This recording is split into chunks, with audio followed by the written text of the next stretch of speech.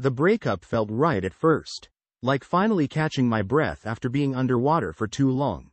You know those memes about husbands being like another kid? That's how it felt. A break. I grinned, half joking, to John. His face fell. That familiar puppy dog pout. You're serious? He said, the word hanging between us. That should have been my sign, the flicker of worry in his voice. But I brushed it off, told him to relax and enjoy the peace and quiet. He pretended to laugh it off, but I knew I'd hurt him. Night 1 was incredible. Dinner with the girls, drinks that went down way too smooth, zero complaints about me getting home late. I fell asleep with a giddy buzz I hadn't felt since college. This was going to be fun. Cut to a few weeks in, and that buzz turned into a nagging hum. My apartment felt emptier, my nights too long. Turns out, being able to do whatever I wanted wasn't as great as I thought. I missed John. Not the nagging part of him, but the warm, cozy feeling of someone always having my back. The way he'd leave a goofy note and a half-eaten breakfast sandwich on the counter for me. Mark from the gym sensed it, I guess. He upped the charm, invited me to his fancy workout class, then out for smoothies. When he offered to actually cook dinner one night, something inside me snapped. This guy, smelling of expensive cologne and protein powder, was way more than I bargained for on this little break. Mark, slow down, I warned him, and he did his whole hurt feelings routine. And then he did the thing I absolutely wasn't expecting. He kissed me. Right there on his modern, uncomfortable couch. In that moment, John's face flashed in my mind. The real John, not the caricature I'd been painting for myself. The guilt hit like a ton of bricks. Oh, God, this is bad, I stammered, pushing him away. He laughed. That bad, huh? But I wasn't playing along anymore. Back home that night, I tried to shake the feeling of betrayal. Stupidly, I texted John hi, just to see. He messaged back within seconds, like he'd been waiting by his phone. My heart did a weird flutter. Miss you, he wrote, with a stupid heart emoji of all things. That was it, the turning point, the moment I realized this break was heading down a dangerous path. It wasn't just about Mark, or the guilt, it was realizing that John didn't deserve this version of me. The next morning my phone blew up. It was my brother, but not his usual jokey texts. We need to talk, was all it said, followed by the dreaded coffee shop emoji. This was serious. He slumped on my couch, hair a mess, dark circles under his eyes I'd never noticed before. She's seeing someone, he blurted out, voice cracking. John's wife. Your whole freaking break thing went sideways for her too. The words barely registered, shock froze me. Mark, he continued, the name sounding sour in his mouth. That gym trainer dude, that's who she's with. I wanted to scream, to blame my brother for John's pain, for this mess I'd started. News of the fling spread like wildfire. My best friend, bless her, came over with a bottle of wine and a worried look on her face. She tried to play it cool, offering up advice in that careful tone you use around a wounded animal. Look, if this break isn't what you thought, maybe, she trailed off. But that night, in bed, Mark's texts pinged one after another. Forget them, he wrote, smooth as ever. Tonight, we make your break worthwhile.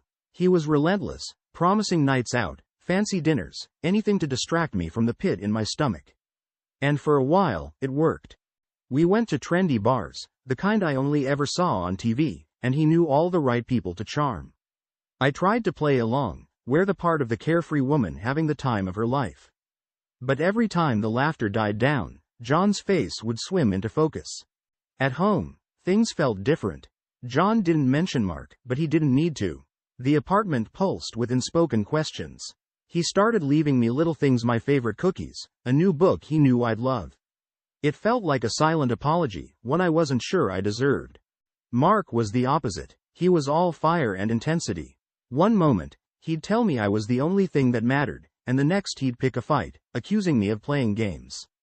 You can't go back, you know, he'd hiss when I tried to pull away.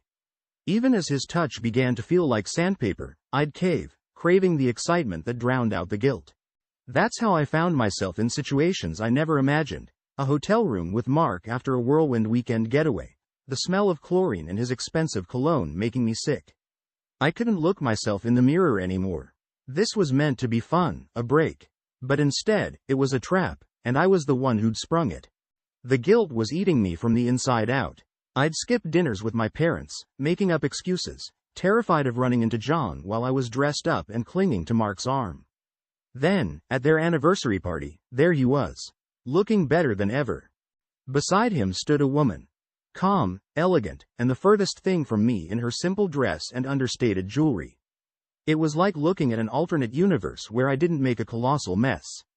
Mark squeezed my hand, probably assuming possessiveness would fix the situation. It didn't. The whole evening was a blur. My mom, always so warm, gave me a strained smile that sent shivers down my spine. Dad, usually overflowing with bad jokes, barely said a word. Mark, thankfully, kept the attention on himself with his charm and stories I could barely listen to. On the way home, the silence in the car was crushing. Mark tried to joke, "Well, your parents don't seem to be my biggest fans." An understatement of the century. "Mark, this isn't working," I finally blurted out. It was weak, pathetic, but I couldn't string together a proper sentence. "Don't get dramatic," he smirked, but there was a tightness in his jaw that betrayed his cool act. "One bad night and you're folding already? I can't do this anymore." The words felt leaden. He laughed, that sharp, ugly laugh. "You're kidding, right? This is when it gets good," he said, a dangerous edge in his voice. "Besides, think your precious Johnny boy is sitting at home pining for you?" The next few days were a blur of awkward calls to my best friend, tearful apologies, and half-hearted attempts to get Mark to leave me alone. He'd switched from Prince Charming to full-on stalker mode, texts, calls, showing up at my work. Then, the real kick in the teeth. My mom's sister, the nosiest person in our whole family, called. "Word's getting around about you and that gym guy, honey. And poor John. Well, he's not taking it well." Gossip travels fast in a small town, but hearing it from my aunt made it sickeningly real. Her voice wasn't angry, just disappointed. Like I was a child who'd broken a favorite vase, not a grown woman who'd shattered her life. That night, I finally worked up the courage. "John," I typed, then deleted. "We need to talk," I settled for, and hit send before I could lose my nerve. The wait for his reply was agonizing. John's response came in less than a minute. "Meet me at the cafe." He didn't add the usual, "the one where we first met," or any attempt at a sweet memory. Just cold, precise directions. Walking there felt like a death march. Each step brought back the good times. The way John's eyes crinkled as he laughed, the silly way he always ordered 2 cappuccinos because he'd inevitably spill half of the first one. Now those memories were tainted, overlaid with Mark's cologne and the image of that woman at the anniversary, her serene smile mocking my entire existence. John was already at a corner table, looking different. Not just the better haircut and the touch of gray at his temples, but something in his eyes. A hardness I'd never seen before. "You wanted to talk?" His voice was flat, devoid of any emotion. The words came out in a rush, "I'm so sorry about everything. Mark, the whole break thing was a huge mistake. I want to fix this, if we still can." John held up his hand, stopping my pathetic apology dead in its tracks. "I'm actually here to discuss practical things. The apartment, splitting up our accounts, all that." "Practical?" I choked on the word. "But John, I was stupid." "You were selfish," he interrupted, his voice sharp. "I waited, thinking you'd come to your senses. Turns out, I was the stupid one." He tossed a folder on the table. "My lawyer drafted a preliminary separation agreement. It's pretty standard, of course, if you want to contest." The cafe whirled around me.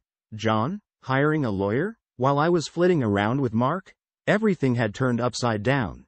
"Wait," I sputtered, "your lawyer? There's someone else?" He finally looked me straight in the eye. No sadness, no anger, just that cold resolve that terrified me. "Yes," he confirmed, "there is." He stood up, pushing in his chair with meticulous precision, the picture of a man with a plan. "Look it over when you have a clear head. Let me know if you have any changes, otherwise, sign and we can both move on." And with that, he walked out, leaving me alone with the bitter taste of coffee and betrayal. The separation agreement sat on my kitchen table for 3 whole days. I reread each clause until the words blurred. Standard, splitting assets, blah blah blah. My life was being divided as neatly as a pie chart. Except there was nothing neat about the raging storm in my chest. My best friend, bless her, finally stormed over. I can't take it anymore. You're moping around, letting Mark manipulate you, and meanwhile, John's probably off on honeymoon with Miss Perfect. He's not, I mumbled, finally looking up, just being smart and moving on. And you? She grabbed the papers, her eyes scanning them. Signing this is like giving up without a fight. That night, I dreamt of John and his mystery woman in absurd, vivid scenarios. Riding a tandem bike, matching sweaters, singing karaoke, each image seared into my brain. Waking up felt like plunging into icy water. I couldn't take it anymore. Mark, sensing my weakness like a wolf circling an injured deer, doubled down. Fancy dinners, gifts left on my doorstep, the full cliché playbook. And, pathetically, it sort of worked. For a night, the expensive bubbly and his practiced charm drowned out the guilt. But the mornings? Those were brutal. John's random texts about bills or insurance felt like little stings. The fact that he was barely fazed by our marriage crumbling drove my desperation to a whole new level. Mark was the embodiment of everything John wasn't. Impulsive, loud, living life on a constant adrenaline high. I hated that I craved that rush, that I started dressing differently, talking louder, just to fit his world. The old me felt like a dusty costume I'd thrown in the attic. And yet, one evening after a particularly outrageous party Mark threw at his penthouse, champagne and half-naked models were apparently involved. I stumbled back to my quiet apartment, and the loneliness hit like a physical blow. What on earth was I doing?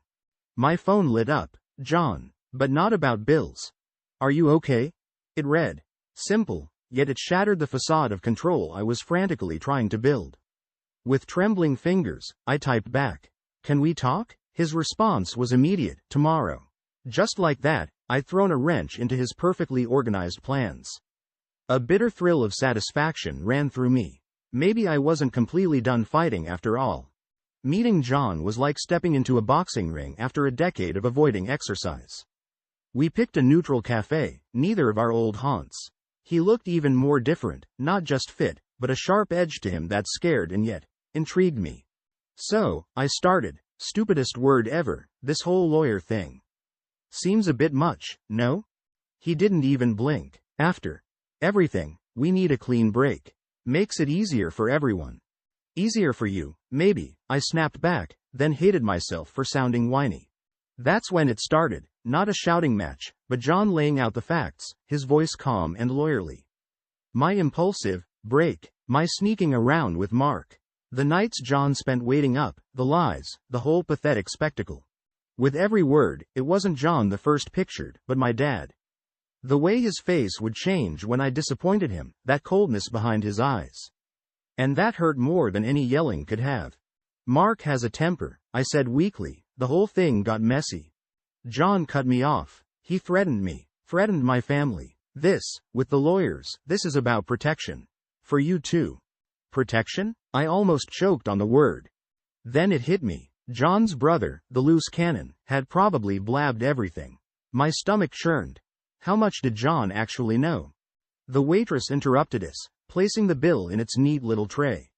I reached for it on instinct, but John's hand stopped me. Let me, he said. It wasn't a grand gesture, just a simple act of taking charge. Another reminder of the capable man I'd tossed aside. Before I could protest, he placed a few crisp bills down. Our eyes met, and I saw a flicker of something. Was it pity? He stood, not offering a goodbye hug or any pretense of civility, just a curt nod. The lawyers will be in touch, he said, and walked out. Alone, surrounded by the buzz of couples enjoying their lattes, I crumpled. It wasn't Mark's temper I was afraid of anymore. It was the finality in John's eyes. I'd messed up, royally, and now, just maybe, it was too late to fix. Mark wasn't going down quietly. Like a wounded animal, he turned vicious. My phone lit up with his texts, each one meaner than the last. Psycho, gold digger, even veiled threats about knowing things. Then the rumors started, not just gossip, but nasty stuff planted online, whispered at work. Questions about my mental state, made up stories about past flings, anything to chip away at my reputation. Mark was trash, but he was smart, weaving just enough truth into his lies. The worst part? My parents. They didn't confront me directly, too polite for that. Instead, it was the sad phone calls, checking in, just to see how I was doing, in that overly concerned voice that screamed disappointment. One afternoon, I broke down sobbing at my mom's kitchen table, all the righteous anger gone, replaced by a bone-deep weariness. She stroked my hair, murmuring comforting platitudes, the same ones she used when I fell off my bike as a kid. But this was a wound no bandage could fix. Out of nowhere, a name flashed in my mind, Mrs. Peterson. My old high school English teacher, strict as hell, but with a surprising streak of compassion beneath her iron lady exterior. On a whim, I messaged her. Her response came back hours later, not comforting, but blunt. Come to my office tomorrow. Mrs. Peterson's office was exactly the same, stacks of books, the smell of old paper, and a framed quote behind her desk. The hero's journey isn't a straight line, but a circle. I hadn't thought of that quote in years. You made your choices, she said flatly, not even offering me tea, now live with the consequences. But here's the thing about circles, you don't end up where you started. Learn from this mess. Her words stung, but it was the kick in the pants I needed. I spent the night drafting replies to Mark's texts. Scorching, but not crazy. My best friend served as the voice of reason on that one. And gathering evidence. Screenshots, old emails, anything to prove his smear campaign. The next morning, armed with coffee and a newfound resolve, I didn't go to work. Instead, I went straight to a lawyer's office. Not John's lawyer, a different one. A woman with sharp eyes and the no-nonsense haircut that signaled she was on my side before I even uttered a word. Turns out, weaponizing a breakup takes a special kind of lowlife, but it's also legally actionable. A cease and desist letter, the threat of exposing Mark's lies. It wouldn't erase the damage, but it might muzzle him for good. I signed those legal papers, a weird mix of satisfaction and shame coursing through me. This was the new low in my spectacularly bad decisions. The cease and desist did its job. Mark backed off, the texts stopped, the rumors faded just as quickly as they appeared. But the relief I expected never came. Instead, a kind of grayness settled over me. I was winning the legal battles, but the war inside my head felt far from over. Therapy. Even saying the word felt foreign. My best friend dragged me to that first appointment, practically bundling me into the overly beige office. The therapist, a woman with kind eyes and a no-nonsense haircut, started with simple questions. Sleep patterns, appetite, normal stuff. Then she asked, when you think about what happened with Mark, how do you feel? And that's when I crumbled. Not graceful sobbing, but ugly, snotty tears, the kind you don't even try to hide. Words tumbled out. The excitement of the break, the guilt, the thrill of Mark, my loneliness, the crushing weight of disappointment. It wasn't pretty, but as I rambled on, the therapist did something unexpected. She didn't try to sugarcoat it. You didn't just make a mistake, she said, you made a series of choices. That doesn't make you a bad person, but you can't pretend they didn't have consequences. That honesty was like a slap, but a needed one. Mark wasn't the sole villain here. I had willingly hurt the people closest to me, all for a cheap thrill. Each therapy session was like peeling layers off an onion, revealing uncomfortable truths I'd rather have kept hidden. And then the bombshell, a job offer. A friend of a friend thing, in a city 3 states away. Not glamorous, but a chance to disappear, start fresh. My immediate response was, hell yes. It seemed like the perfect escape. Telling John wasn't the dramatic showdown I'd expected. He seemed resigned. A flicker of emotion crossed his face, then vanished behind a wall of politeness. It was the final confirmation that whatever we had was over. My goodbye party was a blur. Friends wishing me well, forced smiles, too much wine. Late in the night, my best friend, tipsy and teary-eyed, grabbed my arm. I have to tell you something, she slurred. I'm the one who told John about you and Mark, right at the beginning. I thought I was doing the right thing. Betrayal, but of a different kind. Yet, I understood. Twisted loyalty, just like I'd felt loyalty to Mark in those messed up early weeks. Anger bubbled up, then fizzled out. What was the point? Moving day was a somber affair. My brother showed up, not to talk about my terrible decisions, but to help load the truck. We worked in silence, a quiet understanding between us.